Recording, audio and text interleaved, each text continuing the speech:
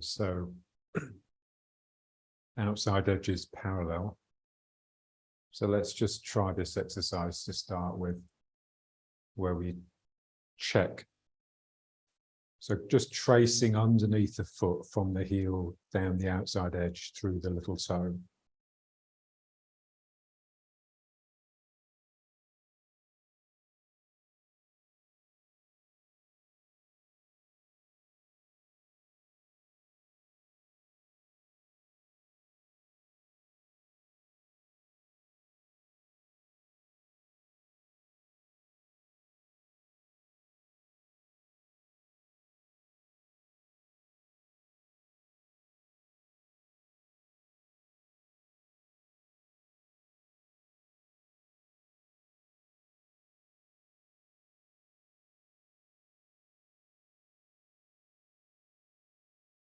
So accompanying your arm is a tentacle of energy that's come out of the sacrum here.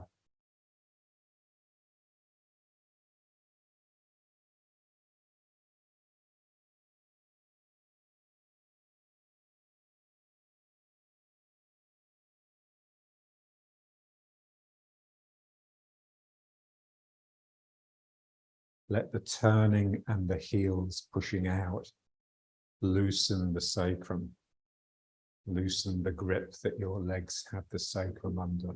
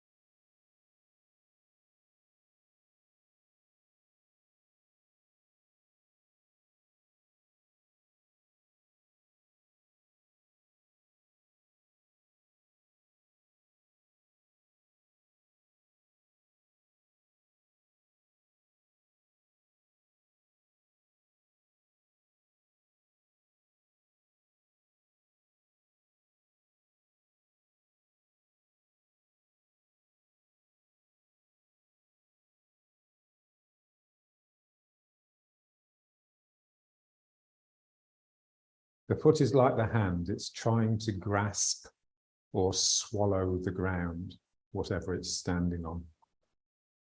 So it's like my hand is reaching and expanding in order to grab something here. The foot is doing the same thing.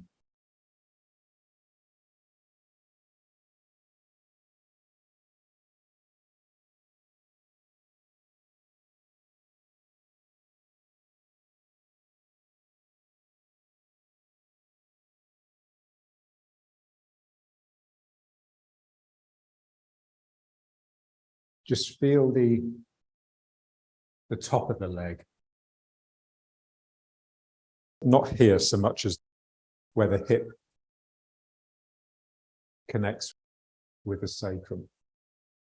So we want the feeling that there's like a mouth there. That's also opening up to swallow. You can either think of it, the top of the leg swallowing the sacrum, or you can think of the sacrum swallowing the top of the leg. There's a sense of expansion here as the two parts, the leg and the spine, really open up to connect.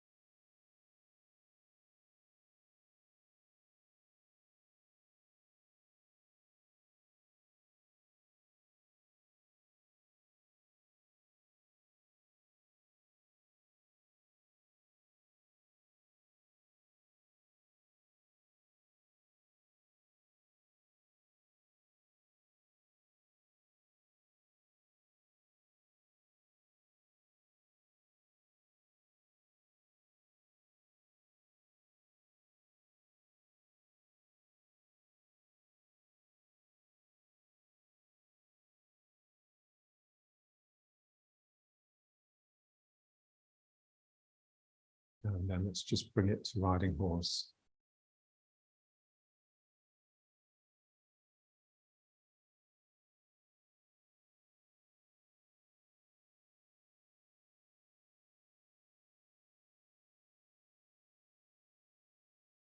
Feel the sacral iliacs. Because of the placement of the heels like this, where the heels are sort of trying to press out, they feel like they've swollen, feel just more dominant. This is how we'd like all the joints to be, really, including the joint between ourselves and the world, so the soles of the feet and whatever it is you're touching. It's just become really energized, that place where two things join.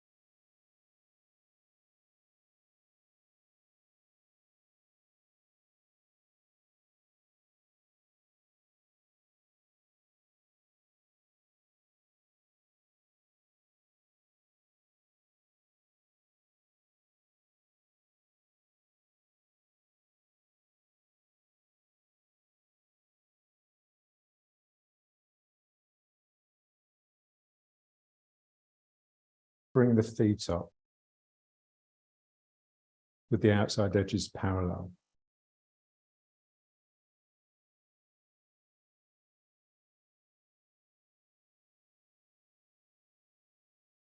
Feel the, like your ankles and your heels have really grown and are trying to hook out like this.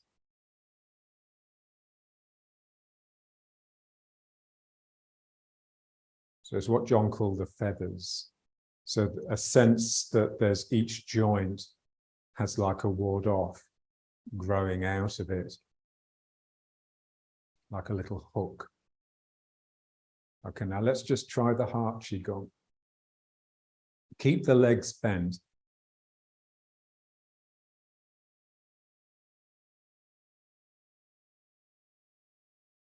So here we're just trying to just really straighten the spine, especially the upper back, which tends to get a little bit bowed, especially as we get older.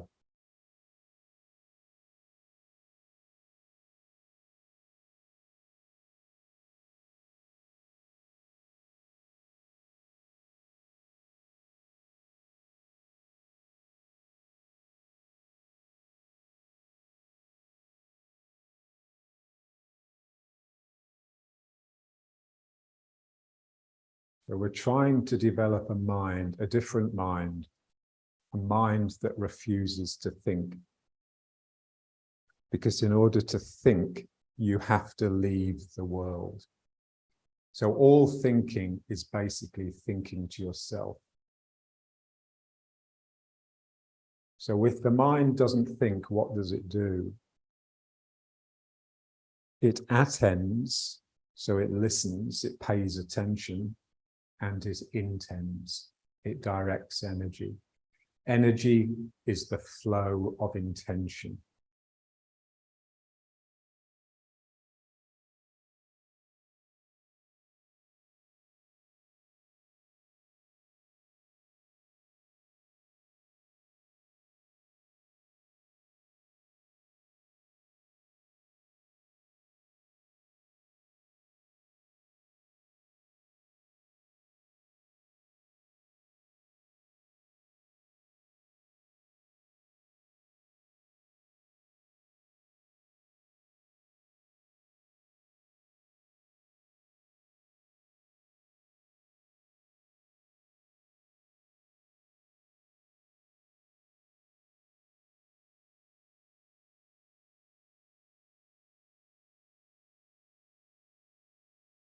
If your legs are bent or not locked, gravity can come into your body and flow as though it's an energy. So if energy is the flow of intention, then gravity is the earth intending upon me. It's the earth thinking me, if you like. It's the mind of the earth operating upon me, upon the things, the myriad creatures. So I've been reading the old masters, an endless source of inspiration. And I can't remember which one it was now, but I think it was Young Ban Ho. And he said, the head top and the waist. And when he says waist, he means sort of the Dantian region with the sacrum. So its ability to turn, its ability to twist, and just basically its heaviness, its center of gravity. So the head top and the waist require a lifetime's research. So the heaviness, gravity, is the earth operating upon me, intending through me. Then the head top, the lightness here that's drawing up, is the sky operating upon me. It's the intention of the sky. Everything intends, every object, every idea, everything has intention, has mind.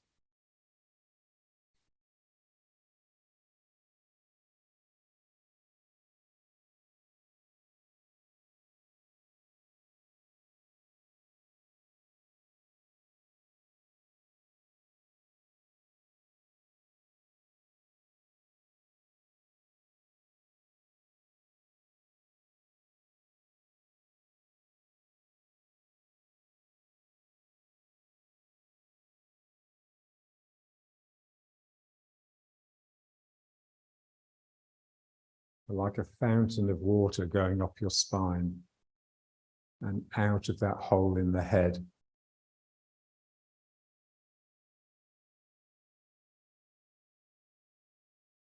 You use the mind to listen, to attend. It's listening or it's looking. So where in my spine is it a little bit tight and preventing the energy from flowing up?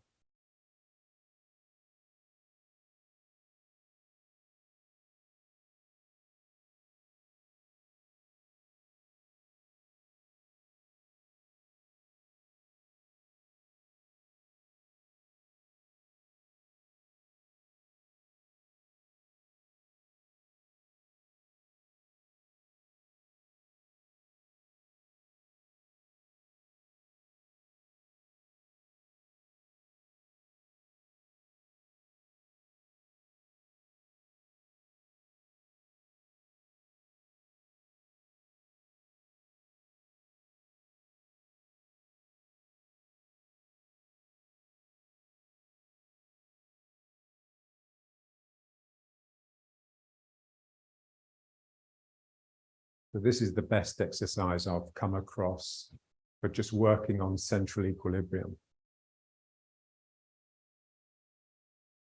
The balance of the heavy and the light. So here I'm just reaching out and just bringing the world in, down to my Dantian, through my heart, to add to my heaviness, if you like. And then here I'm just letting it surge up, leave the top of my head and just spray out all around me.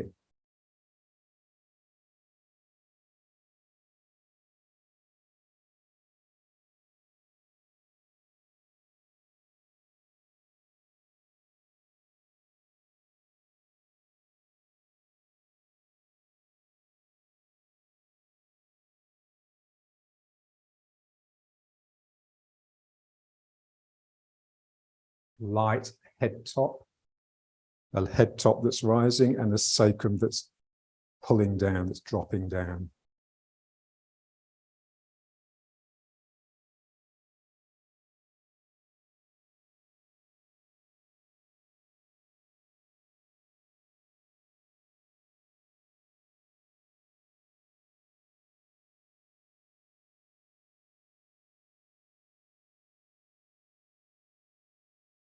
And then just feel it.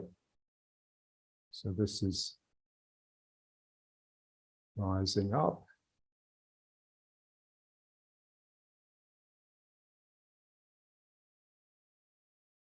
This is really strong, especially when you do it on another person or they do it on you. This is just drawing something out of the head. So let's just try this. So just like you've caught a thread and you're just drawing it out of the whole.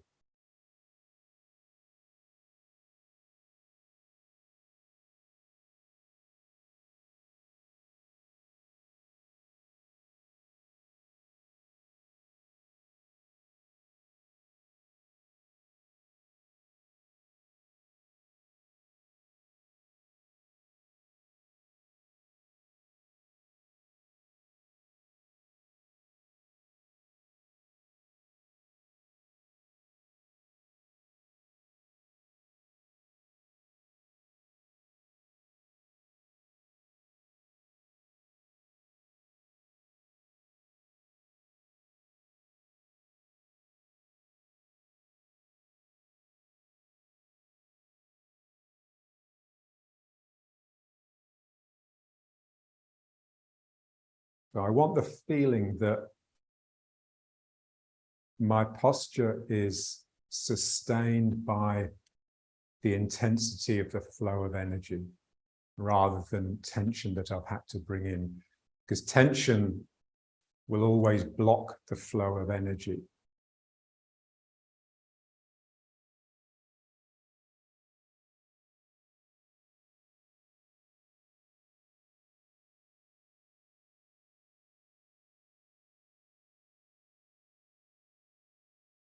Just settle down into the posture. Just let this area swell across your sacrum into your sacroiliacs. From being the part of the body that's generally blind to us, it becomes the place we have most feeling for.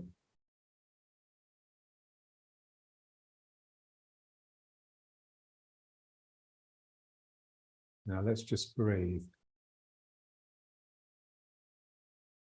So here, just flexibility in the spine, really.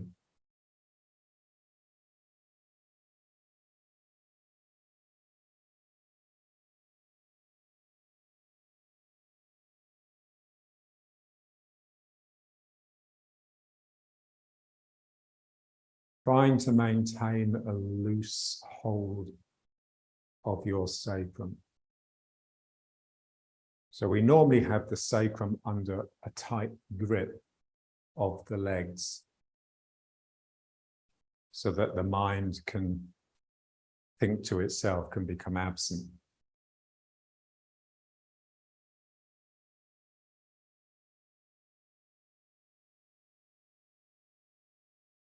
So if we want to release the legs, soften the legs, release the grip on the sacrum, then the mind just has to come back and become quiet so that you don't need that false stability, that forced stability, because you have stability in the mind.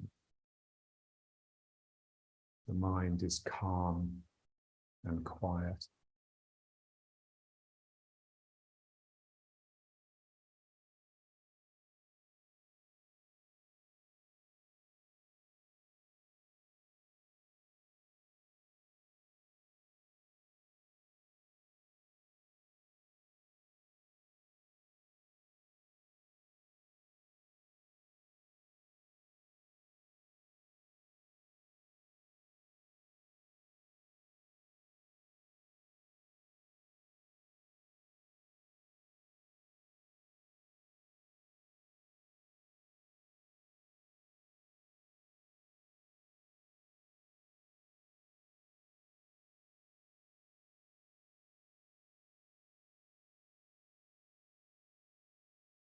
Here, the heels are trying to twist out even more, and the feet are trying to pull together.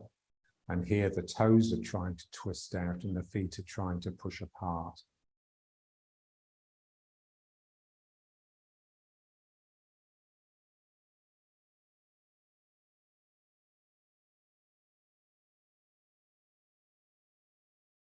So the yielding phase, where you're sucking at the world to draw it into you, and then the attacking phase, where you're spitting it back out.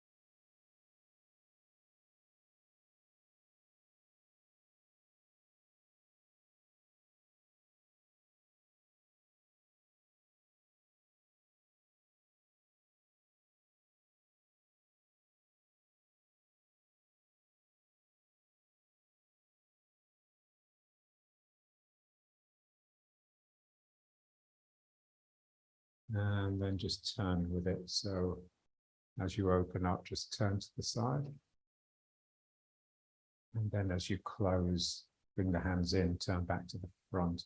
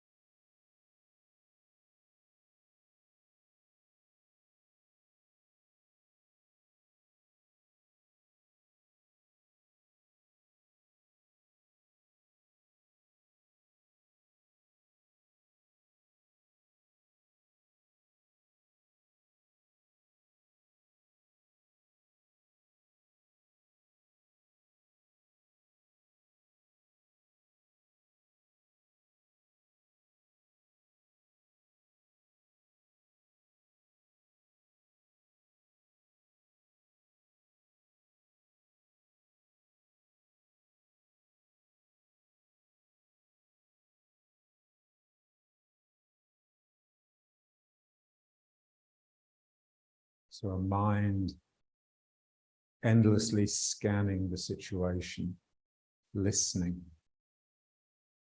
trying to find tension that you can just let go of.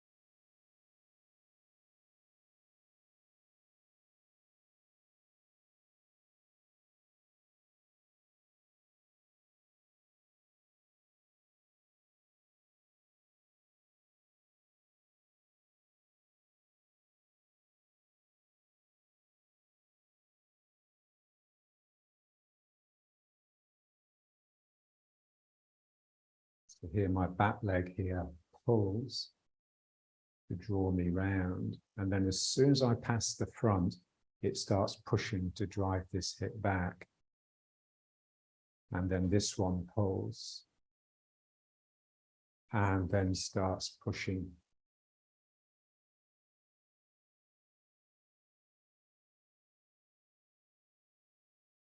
Feel the front leg pushing us back, stopping yourself getting more than 70% in it. So here it's pulling me, but now here as I continue turning, it has to push me back, otherwise I'll just fall into the leg. And then there's no energy, because you have to have a play between the feet for there to be energy. So here this leg is pulling, and now it's pushing the ground.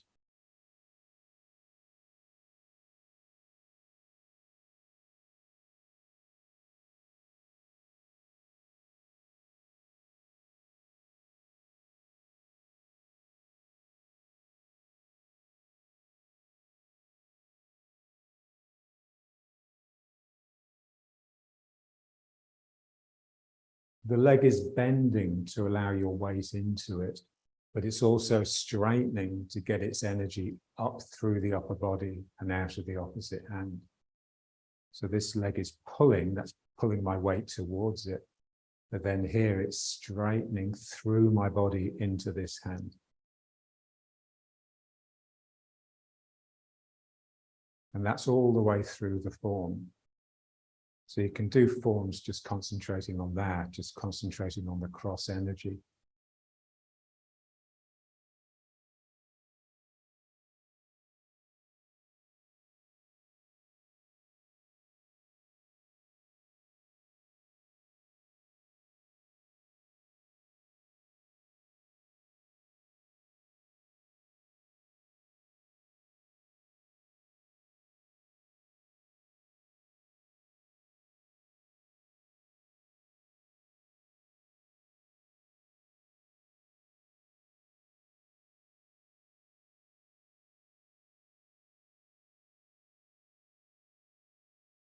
So all of these exercises, they're so simple. They're becoming more and more meditations and more exercises in paying attention. Just listening to the body and letting each side of the body listen to each other.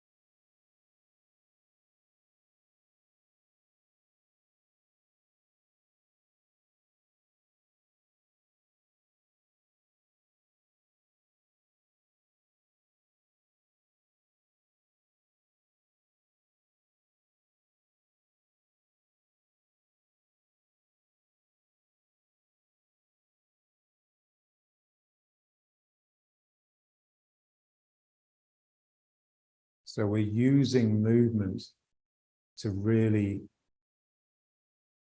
experience and savor the passage of time. So the same in meditation, where you're just watching the breathing. So whenever, I've meditated with someone and they say, oh, wow, that was great, the time just flew. I think, well, that's because your mind is wandering. Because if your mind is really with it, then you're actually noticing every moment as it passes, and time just drags. But that's time. So rather than trying to find activities that make time pass quickly, give us a sense of excitement, you're just settling into quietude and just watching that inexorably slow plod of time. So sometimes people say, oh, that was torture. You know, it just went so slowly. So, well, that's because you're doing it right. And that just takes a certain maturity. Once you get a taste for it, you don't like doing things that make time go quickly. You don't like watching movies or sitting on the internet for half the day. You want something that actually slows you down, like going for a walk. You're going for a walk and you're not walking too quickly. And then there's the gentle plod, the machine of the walking. If your mind is with that, then it's working on you, and it's slow. It's the heartbeat, it's the breath.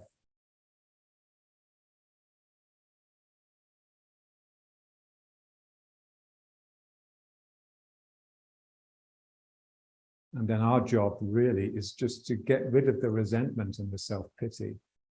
You know, when you're sitting there meditating, you think, oh, this is going so slowly.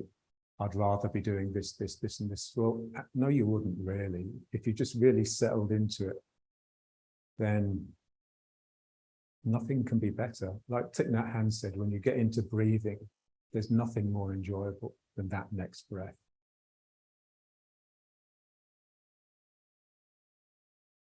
Okay, let's just trace the figure of 8.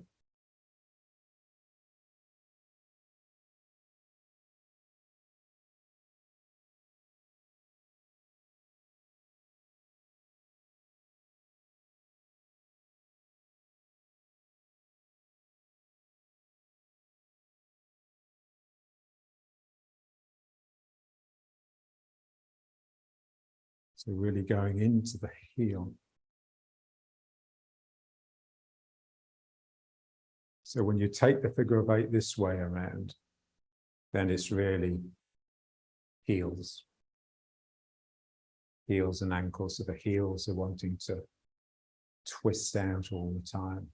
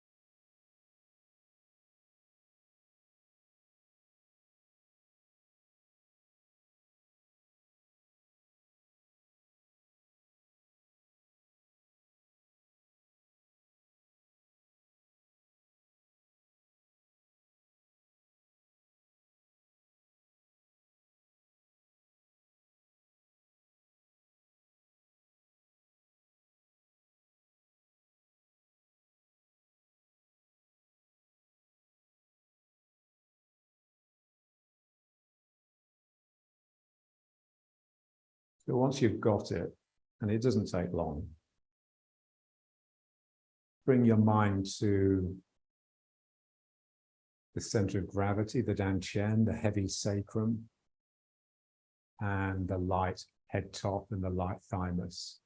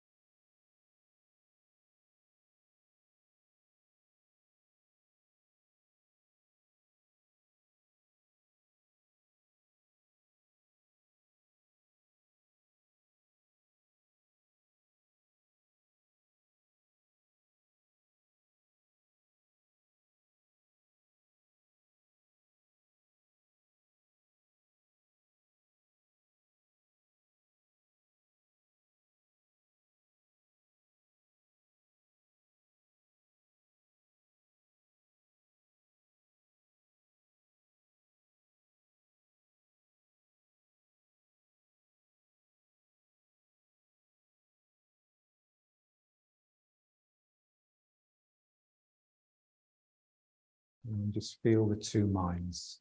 So you've got the small mind that's really attending to the moment, to what you're doing. And then there's a sense of the guardian, this sort of overseer, this large mind that's behind you, that's watching on, seeing you in context.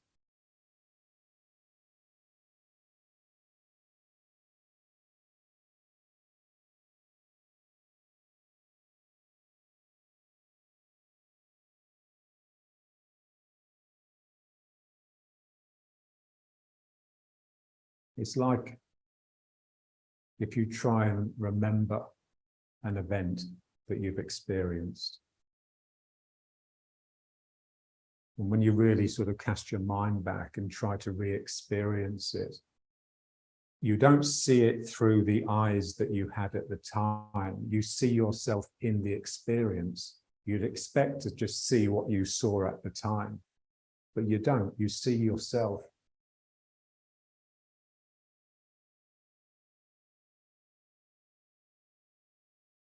At the place in Tel Aviv that I work in sometimes, the neighbor there, she's an artist. And she asked me to attend one of her exhibitions, so I went with Ty.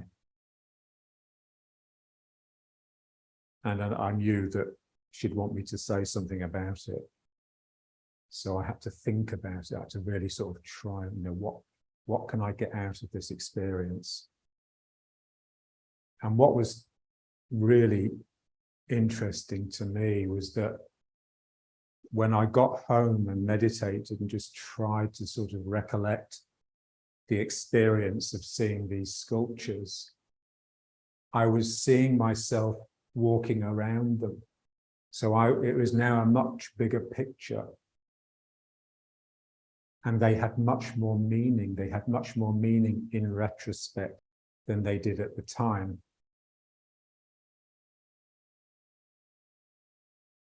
So that part of us, that's the part we remember. It's what the guardian is seeing. That's what we remember. Because what these eyes are seeing is only meant for now. It's only meant for this moment.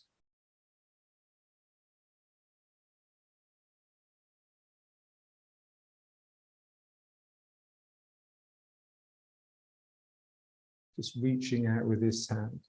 Again, the tentacle from here, and then just drawing it around.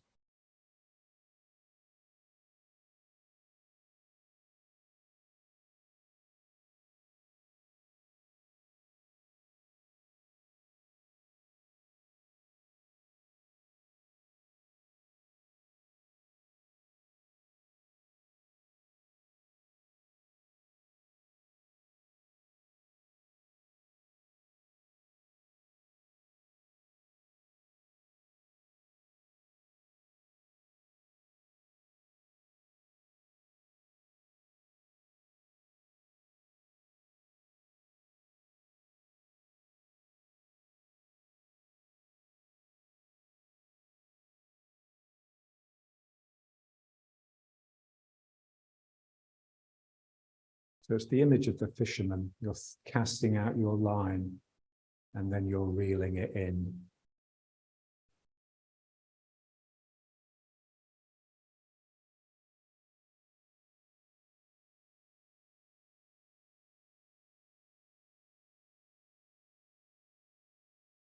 Really letting go of the arm here and in the joints, but also the leg. It's almost like my leg falls away from the sacrum.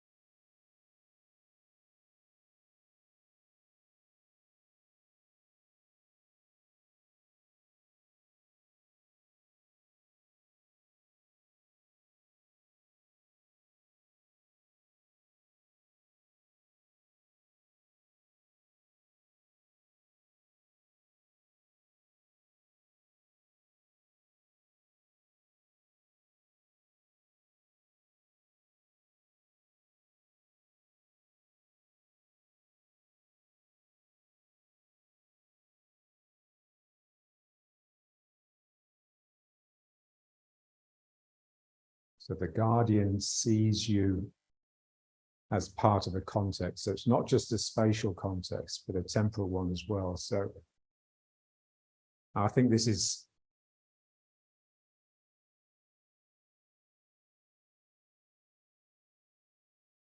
where it can have like real power. Because everything's changing now so quickly because of technology, there's no stability within social structures anymore. So we have to just look over a much longer time range. And I think people just do this naturally now.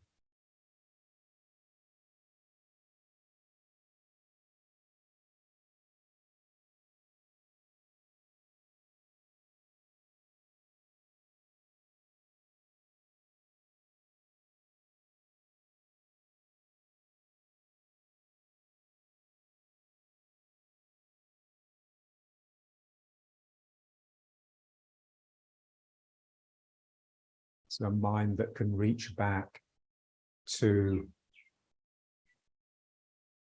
real prehistory.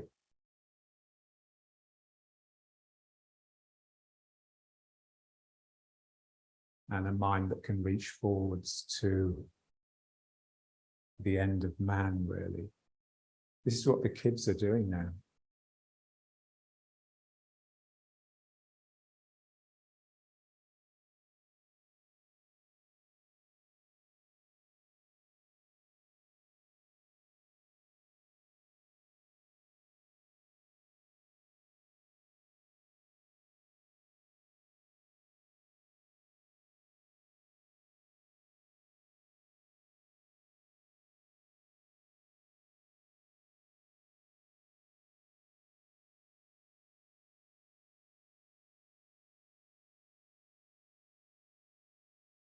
And then just knocking the gates of life, so just bringing it in to strike.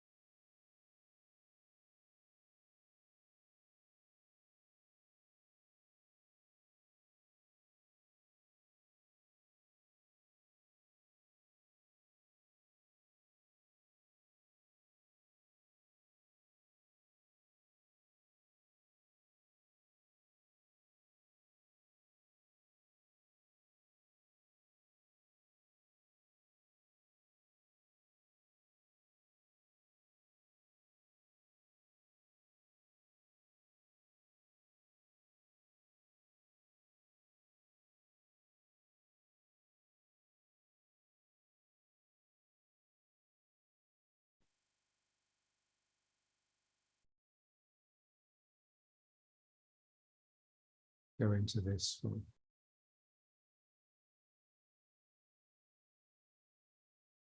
Reaching down through the leg.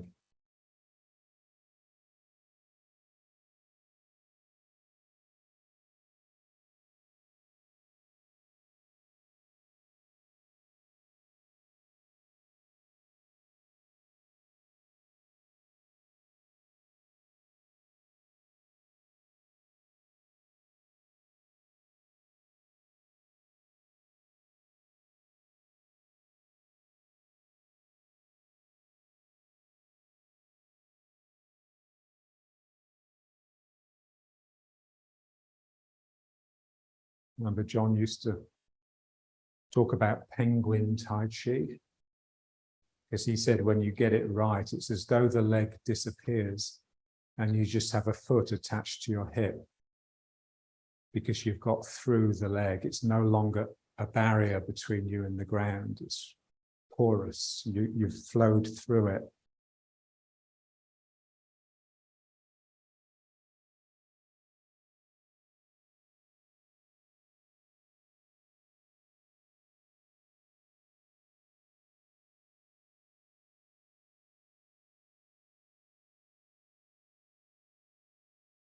So you're intending with your mind. Energy is the flow of intention. If you can intend with your mind, then you're creating flows of energy, and it's the flows of energy that will wash out the conduits.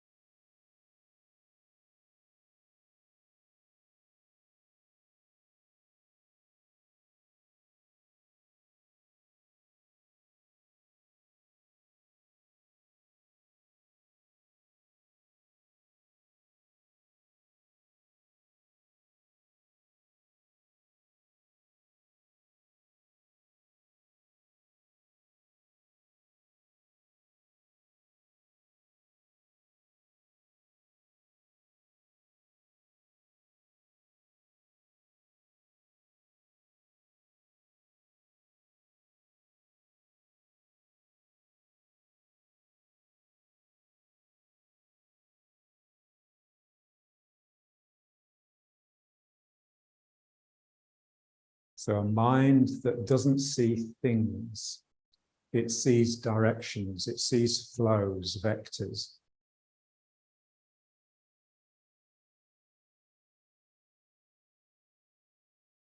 So something is just really flowing down my leg and into the ground. And just feel what needs to happen in your mind to just open up the hole on the ground where your foot is, so that the energy can flow in, and then energy will flow up as well.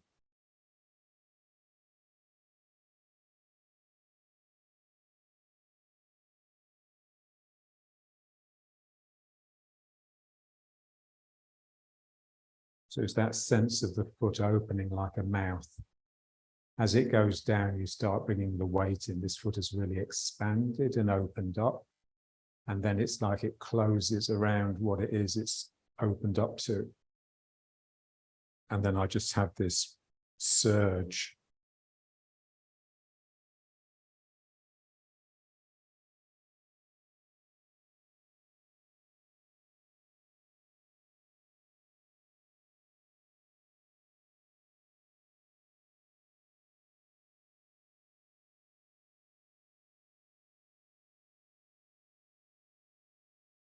I was working with a student in the park, and it's normally very difficult to get her into energy because she's so distracted. But this time we worked on this and she really felt it, and it just switched. Suddenly we were both working on energy, and she felt it, but so did the world, because within seconds a flock of pigeons had just flown down and made a circle around us, just watching intently what we were doing. And then one by one, they just sat down and just basked in the energy. It was wonderful.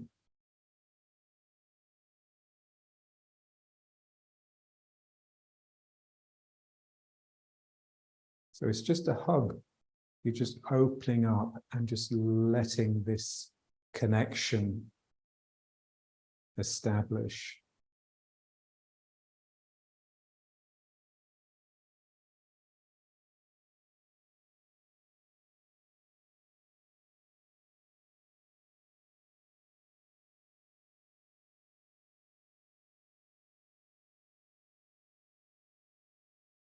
So you need a mind that is amenable to energy, that's amenable to connection and to flow.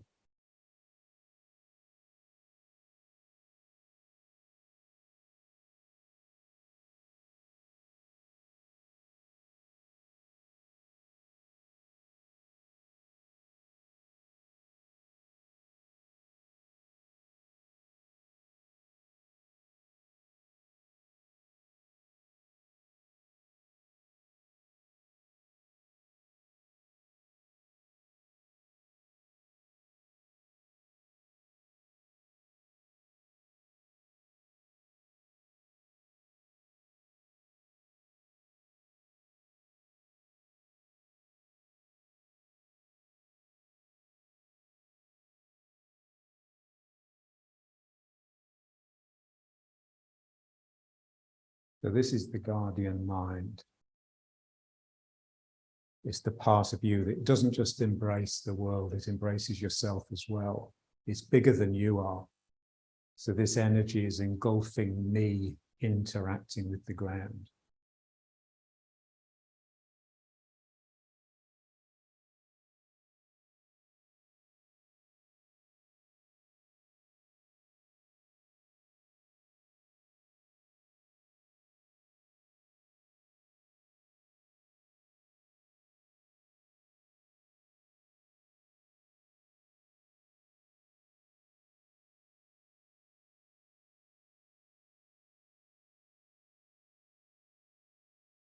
Okay, let's bring it back. Let's just try this just a few times.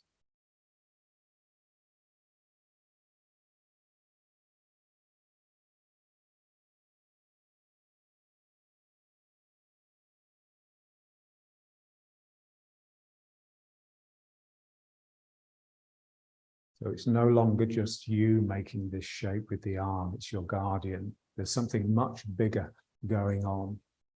And there's a sense that you are being taken along for the ride. So this energy limb of the guardian is dragging my arm with it. So this is the way we work. We have to work physically to stimulate the energy. But then once the energy gets cooking, it's the energy that actually drags the body.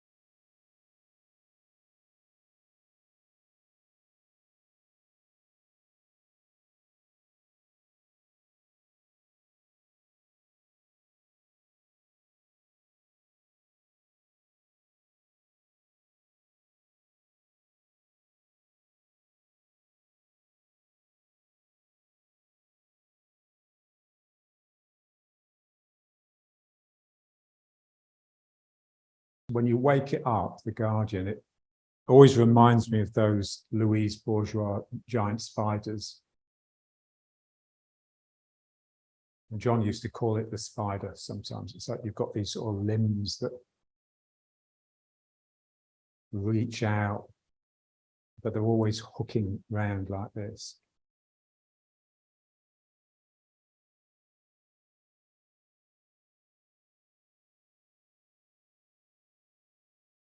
And now let's just try just the wall. So we won't lean on it, we'll just touch it. Again, the legs bent.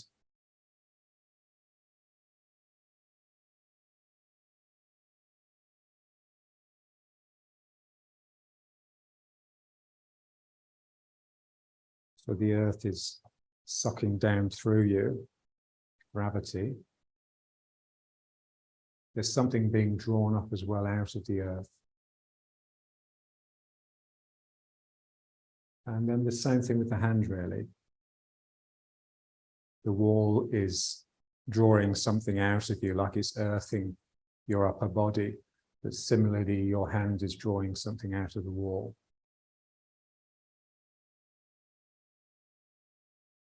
And then just intend the hand upwards a little bit. And that will just drive you into the legs a little bit more. So you can sort of play, so like a pump, you can just play with the energy. And then you can pull the hand down a little bit, and that will just get more suction.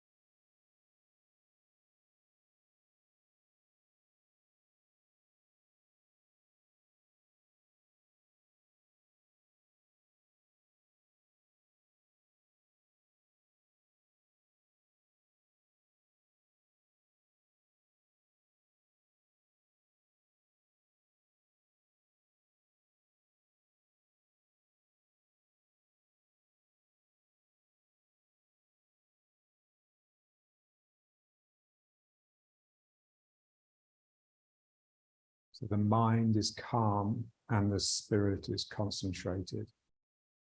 The spirit is concentrating, distilling, if you like.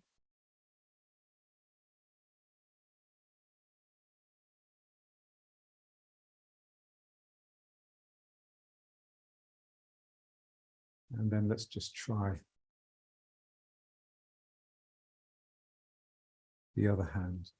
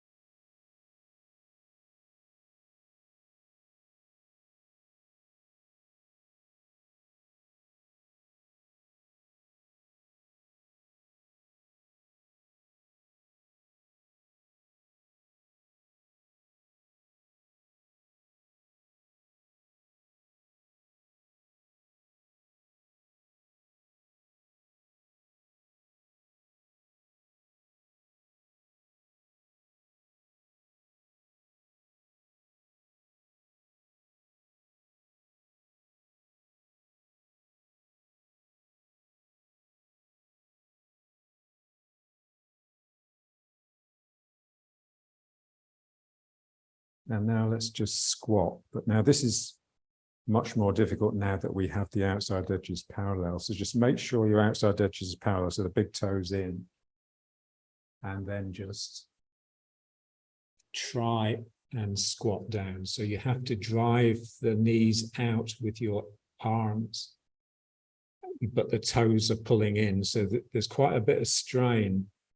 You'd like to just relax the strain away from the knees and bring it into the sacroiliac so they loosen even more.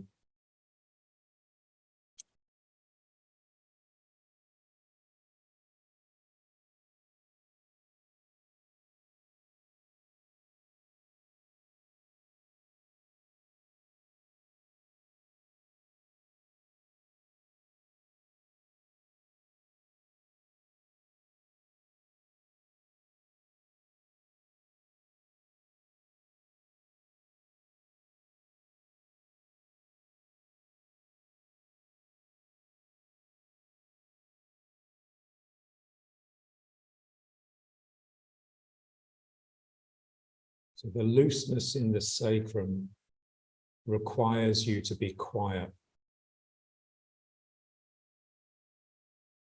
And the toes coming in just gives a sense of containment. So it's quiet and contained.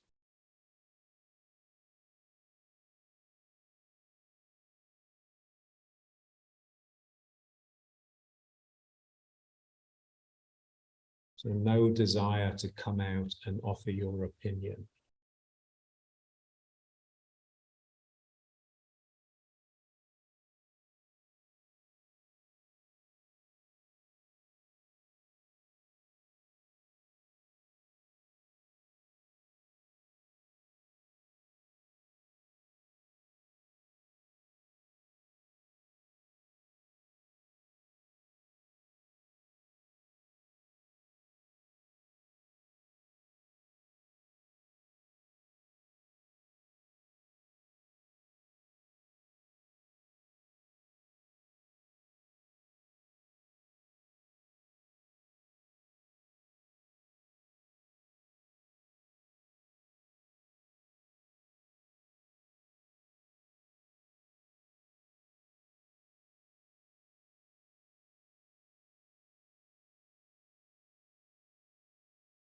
And now let's come up. So just don't do too much of that because it does stress the knees.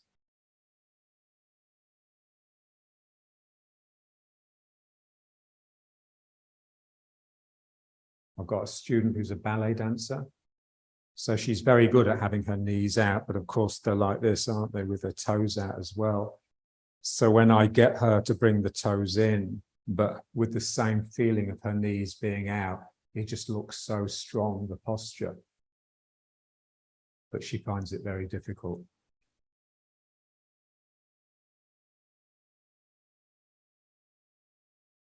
Old habits die hard.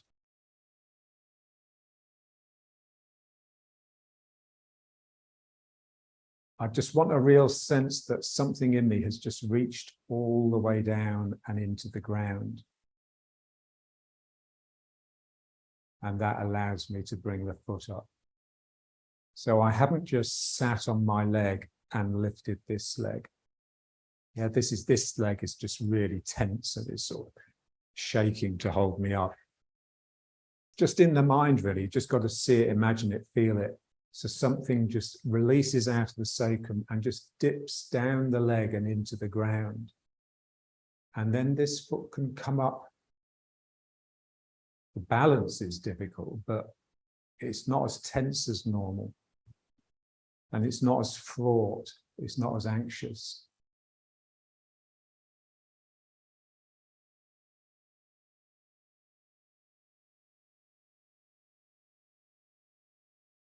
So I just want to feel the mind that's just reaches down, relaxes down.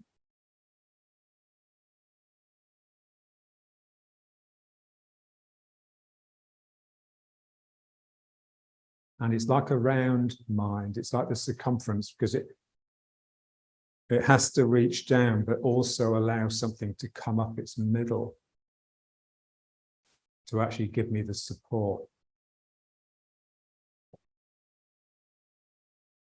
So I'm just trying to relax into this sinking circumference, and then the energy will come up the center. Again, it's the mouth. It's the mouth opening so that something can come in.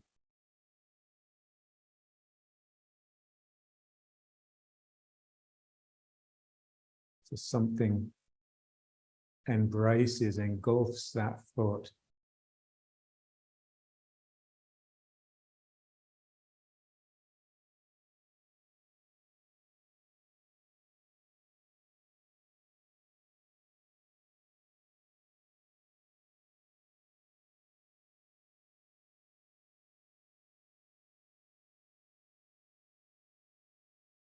So your feet are feeding on the ground. I'm opening the mouth of the foot and swallowing that little bit of ground up. So remember when I asked John where he felt his root and he tapped the top of his head. So this is the feeling here. You've just sucked that hardness up yourself and it's come all the way to here.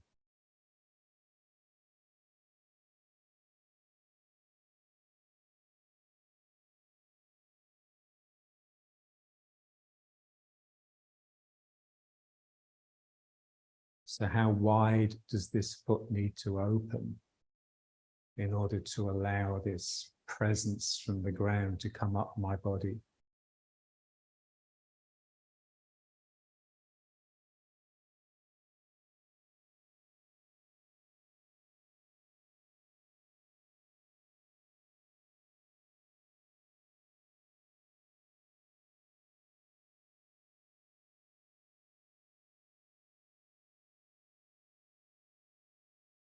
And just feel it. If I want that foot to open, everything has to open, but especially the heart. It's something in my heart that just opens and just wills the connection. It's willing to really put itself in danger for the sake of the magic of the connection. It's like that quote of Ban Ho, essence, energy, and spirit are controlled by heartfelt sincerity.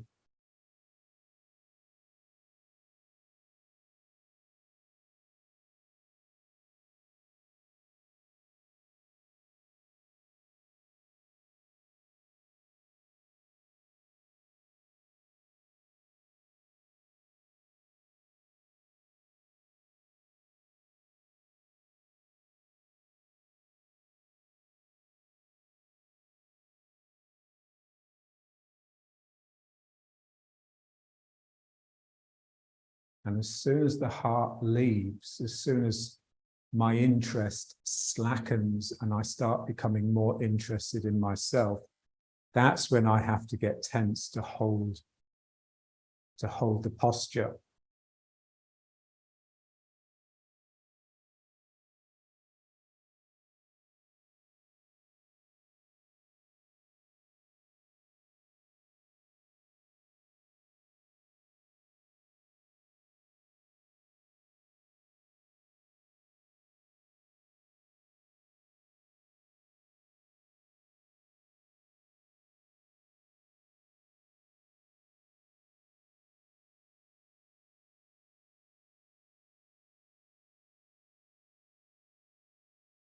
And you can practice this in a little way as you're walking. So as each foot hits the ground, there's a sense of like a heart explosion that accepts the ground into the body. I mean, it's very quick and fleeting, but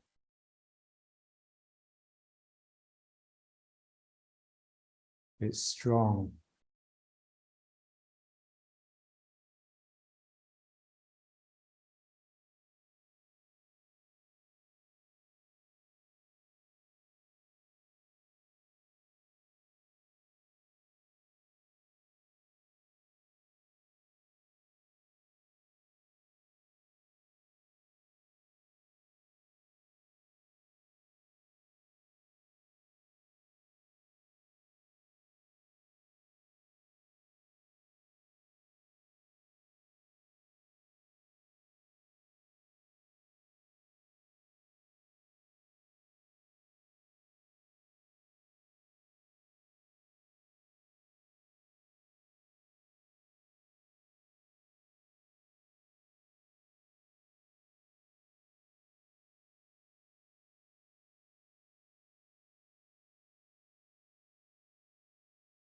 I'm just trying to soften my hold of the sacrum, so that the sacrum feels a little bit wobbly inside its case, inside the hole that the hips make for it.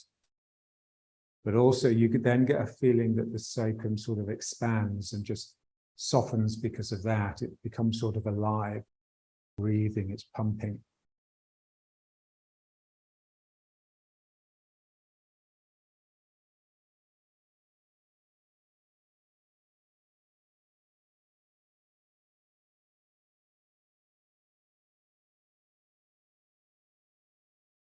And then you just get a sense that that's the mind starts here.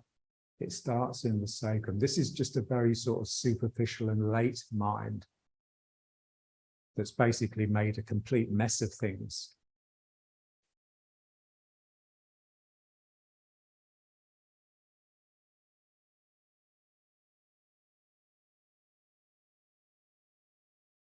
Okay, now let's just bring it up again with the outside edges parallel.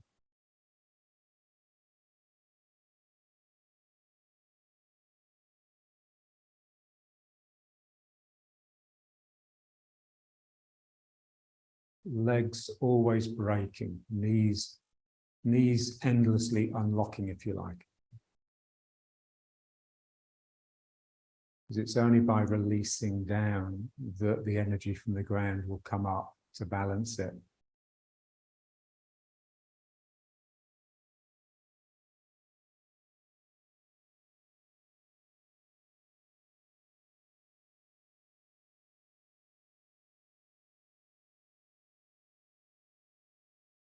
So the tension that we have this area under, that's what enables us to create our world, to live in an artificial fantasy world rather than the real one. When this loosens up, everything expands. The world just gets much bigger. Sometimes when I was working with John, when you were working with John, you were doing whatever it was you were doing, the pushing hands or whatever, but his energy was always working on you to help you become more relaxed and more open to his world, if you like. And every now and then, like once every 6 months or so, it would just take me past that point and I would literally just fall. And my legs would just give underneath me and I'd just drop to the ground. And there was a real sense that something had pinged here. I was no longer this tight entity that was fearfully holding itself together.